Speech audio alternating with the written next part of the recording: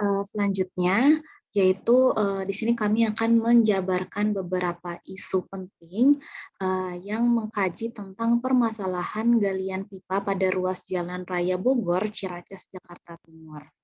Sebelumnya ada tujuan dari penyusunan problem based learning ini yang dimana kami menjabarkan masalah dari hasil pengkajian isu-isu penting tentang dampak dari pembangunan proyek galian pipa air bersih di Jalan Raya Bogor Ciracas Jakarta Timur, dan hasil pengkajian ini isunya pengkajian isu berupa solusi rekayasa tapak jalan dan perlakuan pada tapak pasang penggalian pipa air bersih serta diperkuat dengan regulasi yang relevan terhadap permasalahan tersebut.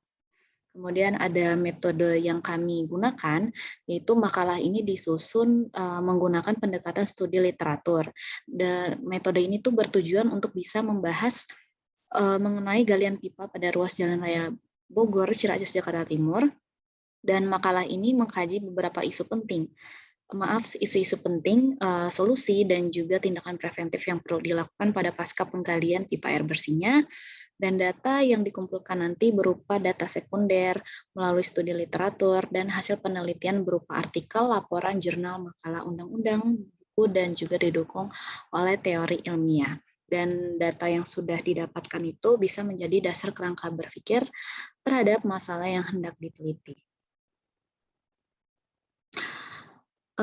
Kemudian untuk bahasan yang pertama ini, untuk isu 1 dan juga isu 2, yaitu isu 1 tentang pembagian ruang jalan dan isu kedua tentang penentuan fasilitas serta utilitasnya. Nah, untuk pembagian ruang jalan ini secara umum, untuk pembagian ruang jalan Raya Bogor Ciracas Jakarta Timur itu juga menyesuaikan ketentuan dari penyelenggara jalan berdasarkan pedoman ketetapan menteri, yang dimana di sini ada pembagiannya. Umumnya ada 3, yaitu ada ruang manfaat jalan atau rumaja, ruang milik jalan rumija, dan yang terakhir ruang pengawasan jalan atau ruasja.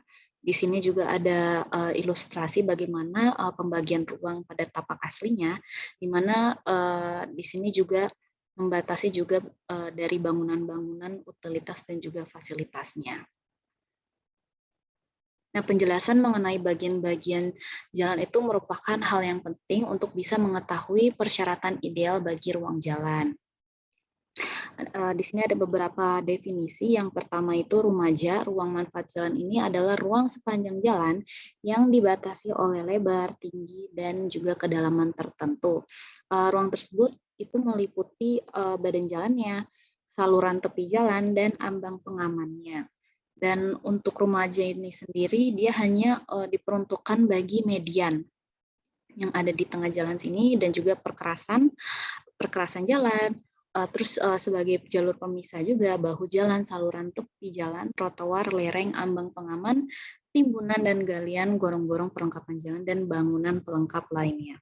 Di sini rumaja pada daerah yang putih ini, dan juga beberapa ilustrasi dari pembagian ruang lainnya. Kemudian di sini adalah rumija atau ruang milik jalan, yaitu definisinya adalah ruang sepanjang jalan yang dibatasi oleh lebar, kedalaman, dan tinggi tertentu, di mana terdiri dari rumaja atau ruang manfaat jalan dan sejalur tanah tertentu yang dapat dimanfaatkan sebagai RTH atau ruang terbuka hijau atau sebagai penambah lanskap pada jalan raya. Dan rumija ini diperuntukkan bagi ruang manfaat jalan juga, pelebaran jalan, dan juga penambahan jalur lalu lintas di masa akan datang atau jika ada proyek tambahan lagi, serta untuk kebutuhan ruangan untuk pengaman jalan. Dan hal ini juga diatur dalam peraturan pemerintah nomor 34 tahun 2006 tentang lebar minimum rumija. Itu ada 4. Untuk jalan bebas hambatan itu 30 meter, untuk jalan raya itu rumijanya 25 meter, jalan sedang itu 15 meter, dan jalan kecil itu 11 meter. Nah, ruasja itu adalah ruang pengawas jalan. Definisinya ialah ruang tertentu di luar rumija atau di luar ruang milik jalan yang penggunaannya itu di bawah pengawasan penyelenggara jalan. Dan ruas jalan ini diperuntukkan bagi pandangan bebas pengemudi dan pengaman konstruksi jalan serta fungsi pengaman jalan. Untuk lebar ruang pengawas jalan, ada aturannya atau minimumnya yang ditentukan dari tepi badan jalan dengan ukuran sebagai berikut. Untuk jalan arteri primer 15 meter, jalan kolektor primer itu 10 meter, jalan lokal primer 7 meter, jalan lingkungan primer 5 meter, jalan arteri sekunder 15 meter, jalan kolektor sekunder 5 meter, jalan lokal sekunder 3 meter, jalan lingkungan sekunder 2 meter, dan yang terakhir adalah untuk pembangunan jembatan itu 100 meter ke arah hulu dan hilir. Untuk isu kedua ini tentang penentuan fasilitas dan juga utilitasnya, penentuan fasilitas pelengkap jalan itu ditetapkan di daerah atau di bagian ruang manfaat atau rumaja. Jadi rumaja ini diperuntukkan bagi penempatan fasilitas-fasilitas.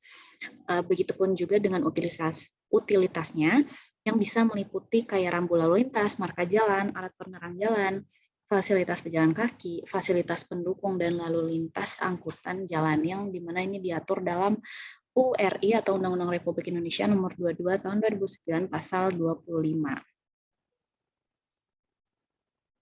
Selain dari penentuan fasilitas juga ada penentuan utilitas, yang mana ini diperlukan sebagai fasilitas umum yang berorientasi pada kepentingan masyarakat dan pelayanan lokal, baik itu di dalam wilayah maupun di luar wilayahnya, dan juga bagi bangunan pelengkap jalan. Utilitas dapat berupa penyediaan jaringan air bersih, jaringan distribusi gas, bahan bakar, dan telekomunikasi. Utilitas juga memerlukan bangunan pelengkap, yaitu sebagai aspek pendukungnya, seperti gorong-gorong, saluran tepi, tembok penahan, dan lain-lainnya. Jadi untuk ditekankan di sini untuk pembahasan kali ini yaitu tentang penyediaan jaringan air bersih. Nah, pada proyek pekerjaan pemasangan utilitas ini ada beberapa pekerjaan galian dan juga timbunan, atau yang biasa kita kenal itu adalah cut and fill. Untuk galian itu kita sebut dengan cut, yang mana pekerjaan galian ini pada pekerjaan utilitas itu mencakup pula pekerjaan pengaturan penempatan tanah galian agar tidak mengurangi kelancaran lalu lintas kendaraan, pejalan kaki pada trotoar atau bahu jalan, dan tidak mengganggu aliran drainase serta pencegahan pengotoran permukaan jalan. Dan yang kedua adalah tentang timbunan atau fill. Itu pekerjaan penimbunan kembali lubang galian setelah pemasangan perbaikan dan atau pembongkaran utilitas bawah tanah seperti jaringan listrik, saluran air, dan juga gorong-gorong. Untuk penimbunan memerlukan proses pemadatan dasar galian, pemadatan lapis demi lapis timbunan, serta pelapisan kembali perkerasan harus sesuai dengan kualitas minimum sama dengan bahan yang semula. Namun dari cut and fill itu biasanya terjadi beberapa kendala, terutama untuk penempatan utilitasnya. Kerap kali ditemukan dalam pemasangannya itu fasilitas itu dalam proses pengerjaannya itu tidak bertanggung jawab atau tidak sesuai dengan prosedurnya. Seperti biasa ditemukan bekas galian pipa air bersih, dan bekas pengeboran jaringan listrik yang biasanya itu menghambat arus kendaraan serta mengganggu pemandangan dan tidak bagus secara visual juga. Kendalanya itu seperti yang sudah disebutkan, yaitu tentang tanah bekas sisa proyek itu, proyek galian tidak ditutup kembali. Bahkan bekas tanah itu dia bisa menyebar atau merambah sampai ke jalan raya dan mengotori hingga badan jalan. Selain dari dia mengganggu bagi si pengguna jalan, ini juga tidak enak untuk dipandang secara visualnya juga, dan bisa membahayakan masyarakat karena jalan juga sangat licin ketika dia hujan, dan apabila dia masuk ke dalam musim kemarau itu sangat berdebu sekali. Nah, inilah sumber yang kami gunakan untuk penyusunan ISU 1 dan ISU 2. Baik, kita lanjut pada permasalahan berikutnya, yakni sistem drainase tapak dan utilitas tapak. Curah hujan yang meningkat dan pancaroba yang sering berganti, diperlukan sistem drainase dengan standar kualitas yang sesuai dengan regulasi. Sistem drainase yang baik akan menampung air hujan yang kemudian dialirkan menuju sungai terdekat guna menjaga volume air tetap stabil. Namun, meninjau proses pembangunan infrastruktur yang diduga dikerjakan asal-asalan memberikan kesan negatif terhadap masyarakat. Saluran drainase yang dibangun di Jalan Raya Bogor diduga tidak sesuai perencanaan. Drainase yang dibangun tidak dapat mengalirkan air hujan secepat mungkin ke sungai sehingga menyebabkan air tumpah ruah ke ruas jalan. Selain itu, penyebab lainnya adalah kebocoran jaringan pipa air truk yang tertanam di bawah jalan. Menurut Lau et al. Tahun 2013, aspek terpenting dalam mendukung infrastruktur suatu kawasan adalah drainase yang baik. Penataan sistem drainase yang baik akan membuat air dapat mengalir sesuai dengan sistem yang telah dirancang. Terdapat beberapa aspek dan analisis yang perlu dikaji dalam pembangunan sistem drainase dengan memperhatikan kondisi lingkungan sekitarnya. Kemudian, berdasarkan kepuasan masyarakat, tingkat kepuasan pada pembangunan drainase di Jalan Raya Bogor masih mendapat kritik dari masyarakat. Dengan 3 jenis tipe saluran, yaitu saluran primer, sekunder, dan tersier, masih dianggap kurang mampu menahan volume air yang banyak. Dimensi saluran yang kurang besar menjadi salah satu faktor tidak tertampungnya air hujan. Masyarakat sekitar berharap kepada pemerintah setempat dapat mempercepat proses pembangunan drainase agar kondisi jalan setempat dapat berjalan dengan lancar dan tidak ada gangguan serta masyarakat dapat menjaga kebersihan lingkungan sekitarnya. Dan yang terakhir adalah penerapan green design pada tapak pinggir jalan. Dalam penerapan green design serta sistem drainase yang baik, diperlukan aspek pendukung seperti tanaman. Tata letak tanaman diharuskan berdekatan guna membantu menyerap air hujan yang turun. Sistem tanaman yang bagus dalam membantu sistem drainase adalah pohon bintaro, pohon tanjung, pohon ketapang, pohon mahoni, dan lain-lainnya. Mungkin sekian yang dapat saya sampaikan. Kita lanjut kepada materi berikutnya.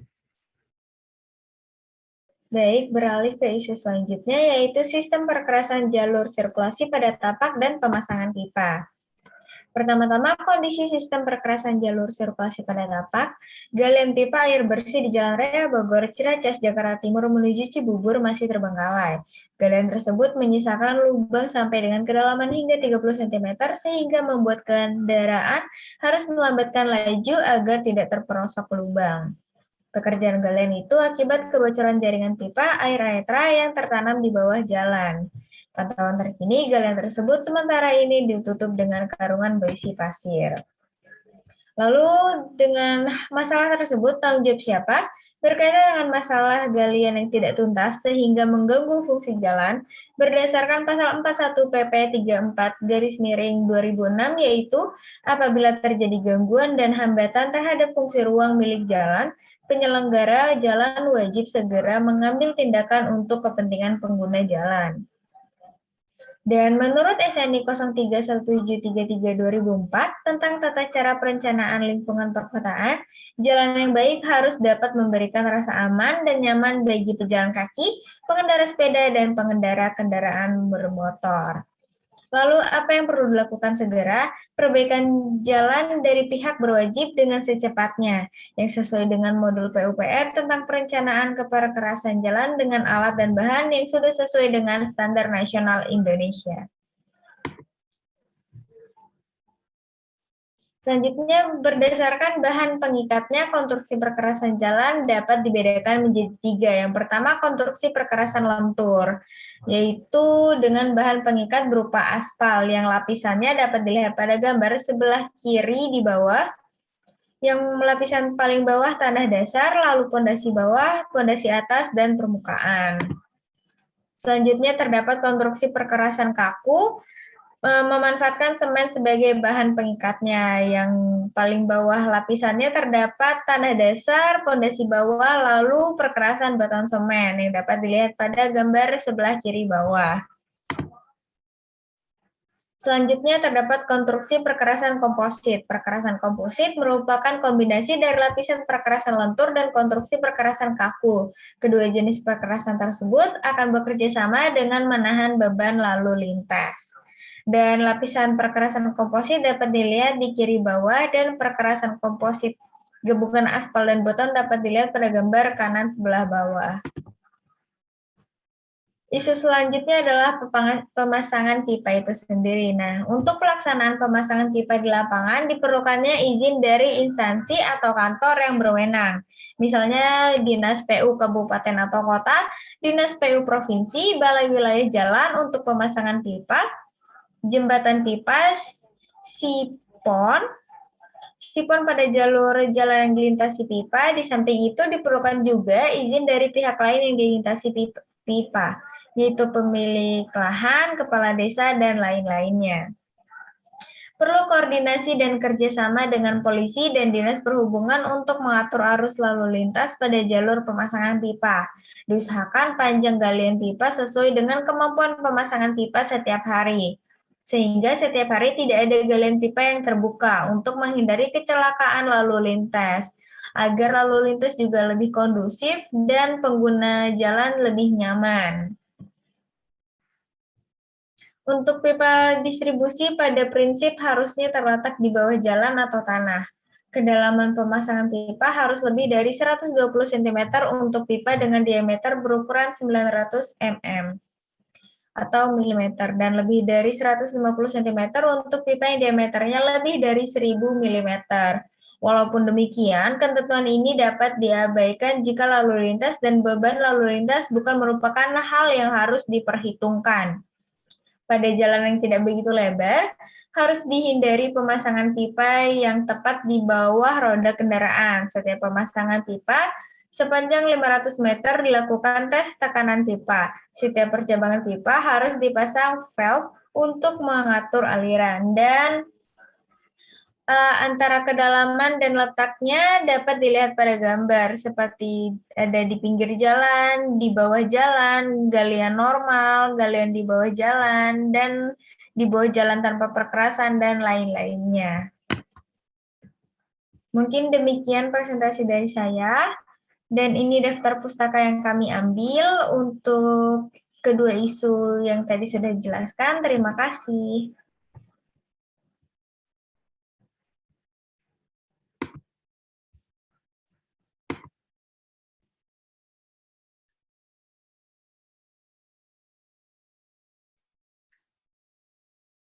Baik, selanjutnya adalah isu tentang regulasi pengelolaan jalan.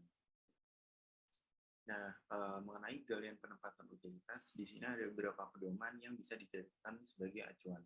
Yang pertama adalah Undang-Undang Nomor 13 Tahun 80 tentang jalan, kemudian Undang-Undang Republik Indonesia Nomor 14 Tahun 1992 tentang lalu lintas dan angkutan jalan, lalu ada Peraturan Pemerintah Nomor 26 Tahun 85 tentang jalan, lalu Peraturan Pemerintah Republik Indonesia Nomor 43 Tahun 93 tentang prasarana dan lalu lintas jalan, dan sebagainya. Kemudian mengenai ketentuan yang berkaitan dengan masalah lingkungan, di sini ada beberapa hal yang perlu diperhatikan. Yang pertama, apabila pekerjaan penempatan utilitas itu harus memperhatikan dan mengindahkan kemungkinan terjadi masalah lingkungan sesuai dengan ketentuan yang berlaku. Kemudian yang kedua, penggalian, penimbunan, pembongkaran bangunan, dan penempatan bangunan utilitas serta peralatan yang akan digunakan harus memperhatikan kepentingan lalu lintas, termasuk pejalan kaki dan penghuni rumah atau bangunan di sekitarnya.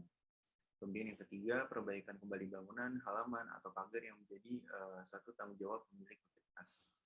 Kemudian penempatan utilitas itu tidak boleh mengganggu bangunan utilitas yang lainnya. Lalu yang terakhir, kerusakan yang timbul akibat kutip 2, 3, dan 4 menjadi tanggung jawab dari pemilik utilitas itu sendiri. Nah, selanjutnya adalah ketentuan teknis. Di sini ketentuan teknis yang saya ambil daripada pedoman daripada Bina Marga. Nah, kemudian di sini dibagi menjadi dua. Yang pertama ada mengenai di kawasan perkotaan dan di luar kawasan perkotaan. Pada kawasan yang perkotaan, apabila penempatan utilitas itu arahnya memanjang, maka bangunan utilitas yang mempunyai sifat pelayanan wilayah pada sistem jaringan primer jalan di luar kota harus ditempatkan di luar Danija. Danija itu singkatan dari daerah milik jalan. Kemudian bangunan utilitas yang mempunyai sifat pelayanan lokal pada sistem jaringan jalan primer di luar kota bisa ditempatkan di luar Damaja, sejauh mungkin mendekati ke batas luar Damaja. Kalau tadi Damaja itu daerah milik jalan, kemudian Damaja itu adalah daerah manfaat jalan. Melihat gambar satu yang nanti akan saya tampilkan selanjutnya. Kemudian penempatan utilitas yang arahnya melintang itu perlu memenuhi syarat ruang bebas Damaja, yaitu paling rendah 5 meter di atas permukaan perkerasan jalan atau di kedalaman minimal 1,5 meter dari permukaan perkerasan jalan. Untuk fasilitas utilitas yang melintang di bawah jalan seperti gorong-gorong ataupun pipa, penempatannya dapat pada kedalaman kurang dari 1,5 meter. Namun fasilitas utilitas itu harus mampu memikul beban struktur perkerasan dan lalu lintas di atasnya. Nah, selanjutnya ketentuan teknis apabila pemasangan utilitas dan proyek jalan itu ada di luar kawasan perkotaan. Yang pertama, penempatan bangunan utilitas di atas tanah ditempatkan minimal 5 meter di atas permukaan perkerasan jalan dan lebih dari 0,5 meter dari tepi perkerasan. Kemudian bila penempatan utilitas itu di bawah tanah, maka yang pertama bila utilitas ditempatkan melintang jalan, maka utilitas itu harus ditempatkan dengan kedalaman minimal 1,5 meter dari permukaan perkerasan jalan, terutama bila utilitas itu tidak menggunakan perlindungan terhadap beban lalu lintas. Lalu, bila utilitas ditempatkan pada kedalaman kurang dari yang disyaratkan pada poin A dan B di atas, maka konstruksinya harus mampu memikul beban struktur jalan dan lalu lintas di atasnya. Kemudian penempatan utilitas, penempatan beberapa macam utilitas tidak boleh pada satu bidang vertikal. Lalu jarak horizontal vertikal antara utilitas satu dengan yang lainnya harus memperhatikan dampak negatif dari utilitas satu terhadap utilitas yang lain. Selanjutnya di sini ada gambar yang diambil dari Peraturan Pemerintah Republik Indonesia Nomor 26 Tahun 1985 pada pasal 21. Di sini ada beberapa daerah-daerah yang barusan disebutkan mengenai daerah mana yang boleh dilakukan suatu proyek atau penempatan utilitas dan yang tidak boleh dilakukan penempatan utilitas. Di sini juga ada tabel yang menjelaskan mengenai hal tersebut, di mana misalnya pada daerah non perkotaan dan pada pelayanan lokal, maka di daerah satu, di sini daerah satu yaitu adalah daerah pas di jalur lalu lintasnya itu dilarang dilakukan penempatan utilitas. Kemudian daerah 2 sama juga, yaitu daerah mungkin di sekitaran pas di tepi jalan, di pinggir jalan dari bahu hingga keluar dikit, yaitu atau biasa disebut dengan Damaja, daerah manfaat jalan juga dilarang diletakkan utilitas. Nah, peletakan utilitas itu baru boleh diletakkan di daerah yang ketiga dan daerah yang keempat, yaitu daerah yang di luarnya lagi dari Damaja, atau untuk daerah yang ketiga ini bisa disebut dengan daerah milik jalan, dan daerah yang keempat itu adalah daerah pengawasan jalan. Namun dengan syarat pasal 21.2 dan pasal 21.2 dari peraturan pemerintah. Kemudian di atas perkerasan minimal 5 meter dari permukaan perkerasan pada Damaja, ya itu boleh. Selanjutnya mengenai isu tentang manajemen risiko. Nah, di sini menurut Usmore et al. 1993 dalam Setiawan et al. Tahun 2014, manajemen risiko proyek meliputi aspek teknik dan non-teknik. Aspek teknik misalnya yang berhubungan dengan item pekerjaan. Sedangkan aspek non-teknik itu misalnya hubungan antara proyek dengan masyarakat sekitar, proyek dengan pemerintah daerah, atasan dan bawahan, dan sebagainya. Nah, penerapan manajemen risiko itu tidak hanya untuk proyek bangunan saja, tapi juga pada hal-hal lain seperti keuangan perusahaan, perbankan, proses industri, dan lain sebagainya.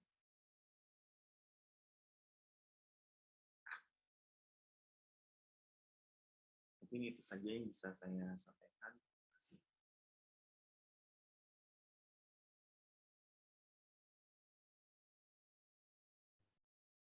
Baik, isu yang terakhir yaitu solusi dan tindakan preventif. Yang pertama yaitu solusi pada permasalahan. Pada proyek tersebut, terdapat galian yang menyisakan lubang dengan kedalaman hingga 30 cm, yang mana hal tersebut harus segera diselesaikan, karena lokasi galian tersebut berada pada jalan ramai yang sibuk setiap harinya. Dalam rangka menunjang pelayanan lalu lintas dan angkutan jalan serta pengamanan konstruksi jalan, badan jalan dilengkapi dengan ruang bebas. Ruang bebas dibatasi oleh lebar, tinggi, dan kedalaman tertentu. Lebar ruang bebas sesuai dengan lebar badan jalan. Tinggi dan kedalaman ruang yang ditetapkan lebih lanjut oleh penyelenggara jalan yang bersangkutan berdasarkan pedoman yang ditetapkan oleh Peraturan Menteri. Kemudian terdapat tindakan preventif. Pesan utama yang ingin disampaikan dalam teknis ini adalah bahwa para ahli teknik memainkan peran vital dalam pekerjaan proyek di sekitar jalan yang lebih mengutamakan kenyamanan dan keselamatan. Pembatas dan pengaman pada area proyek juga perlu pembaruan yang lebih aman agar mencegah hal yang berbahaya bagi para pengendara. Proyek tersebut juga harus mempertimbangkan lingkungan di sekitar area tersebut. Hal tersebut dilakukan berdasarkan peraturan yang ada, seperti gambar di samping.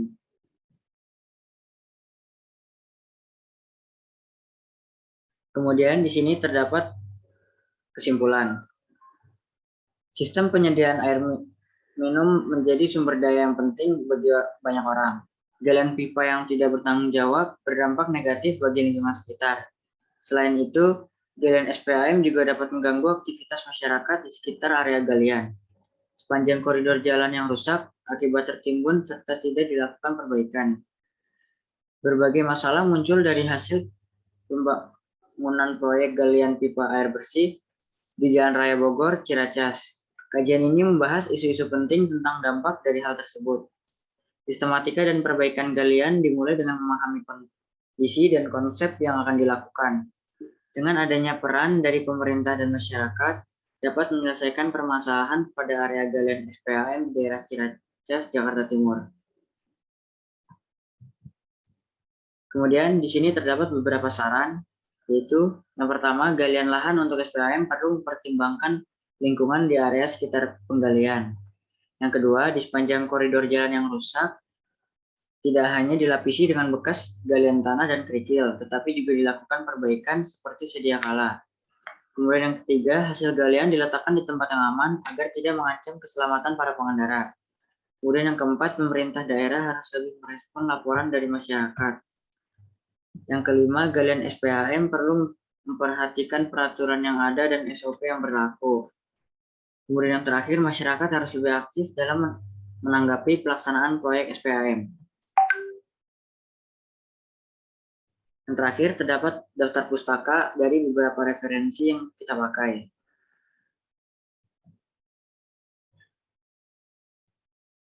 Baik, sekian presentasi dari kelompok kami. Kurang lebihnya mohon maaf. Wabillahi taufiq wal hidayah. Wassalamualaikum warahmatullahi wabarakatuh.